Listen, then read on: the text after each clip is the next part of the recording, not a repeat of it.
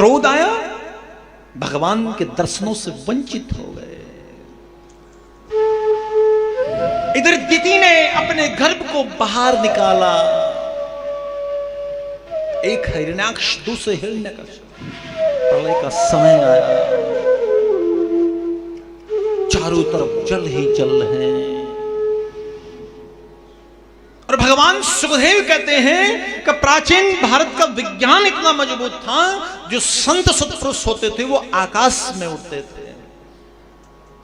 देवता लोग पहुंचे तो ब्रह्मा के पास, समाधान बताया, शुक्र का बालक निकला, आदेश कर दिया, ये पृथ्वी रसातल में डूब रही है, इसको लेकर आइए।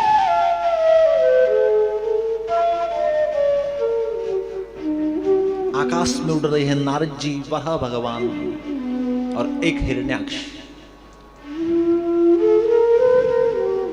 पृथ्वी को अपनी दृष्टाओं पर रखकर लौट रहे थे वराह भगवान। हिरण्याक्ष की दृष्टि पड़ गई, भगवान के सम्मुख चले गए। भगवान ने दूसरा मार्ग पकड़ लिया, अब उसको लड़ना है, भगवान के साथ युद्ध करने की चेष्टा लेकर आए थे। वराह भगवान ने भी आओ देखा न ताऊ, ऐसा मुष्टिक से प्रहार किया कि उस हिरण्याक्ष का वध हो गया, सिर विच्छेदन हो गया। भगवान सुखदेव कहते हैं कि वराह भगवान ने हिरण्याक्ष का तो वध कर दिया, लेकिन पृथ्वी के मन में अहंकार रूपी हिरण्याक्ष ने जन्म ले लिया। पृथ्वी के मन में अहंकार आ गया, देखो तो सही त्रिलोकी के नाथ को, मेरे बगैर भी इनका काम नहीं चलता है। अरे मैं थोड़ी रसातल में क्या डूब गई, इनको वराह बनना पड़ा। और आपको पता है मेरे ठाकुर जी को अहंकार अच्छा नहीं लगता है। भगवान ने अहंकार किसी का रहने नहीं दिया। तब भगवान तो अंतर्यामी है, वो पृथ्वी के मन की बात को समझ गए और वहां भगवान ने दिव्य वृंदावन के दर्शन करा दिए। चारों तरफ पक्षियों की कलरव है, यमुना किलोल कर रही है, चारों तरफ पक्षियों का कलरव है। आश्चर्यचकित हो गई वो पृथ्वी, कहने लगी कि हे देव, ये जगह कौन सी है? मैं तो रसातल में डूब गई थी, ये जगह कैसे बच गई? भगवान सुखदेव कहते हैं राजा परीक्षित से, सुत जी महाराज कहते हैं सुनकादिक दृश्यों से।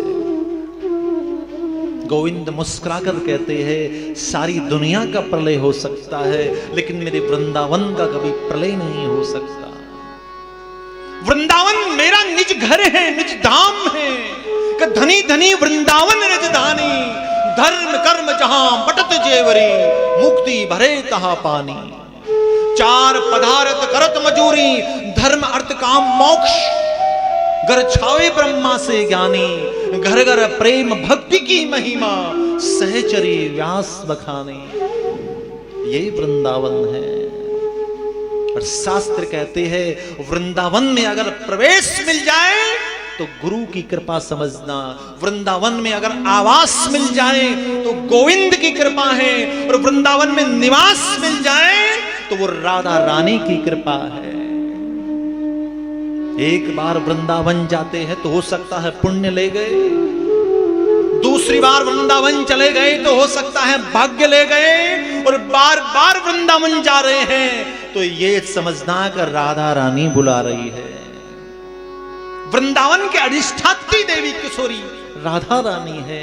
बिना उनके इच्छा के, बिना उनकी कृपा के वहां कोई नहीं जा सकता। ऐसे बहुत सारे लोग हैं जो ये कहते, बोले हम आगरा तो आए थे लेकिन वृंदावन कभी नहीं आ पाए, हम दिल्ली तो आते रहते हैं लेकिन वृंदावन कभी नहीं आ पाए। आए नहीं, आपको बुलाया नहीं। जब तक उसकी कृपा नहीं होगी आप वृंदावन नहीं जा पाए। इसलिए शास्त्र कहते हैं ये सांसें रहते, जीवन रहते, एक बार वृंदावन की यात्रा सबको करनी चाहिए। वृंदावन में बांके बिहारी हैं। और शास्त्र कहते हैं 11 बार आप बद्रीनाथ भगवान के दर्शन करो और एक बार बांके बिहारी का दीदार करो, बराबर फल मिलता है। और 4 धाम की यात्रा कर लीजिए और उसके बाद आपने अगर बिहारी जी का दीदार नहीं किया तो आपकी यात्रा अधूरी है। इसलिए शास्त्र कहते हैं कि भगवान से प्रार्थना करिए कि वो हमें वृंदावन बुलाए। उम्र निकल जाती है लेकिन कभी जा नहीं पाते हैं। आइए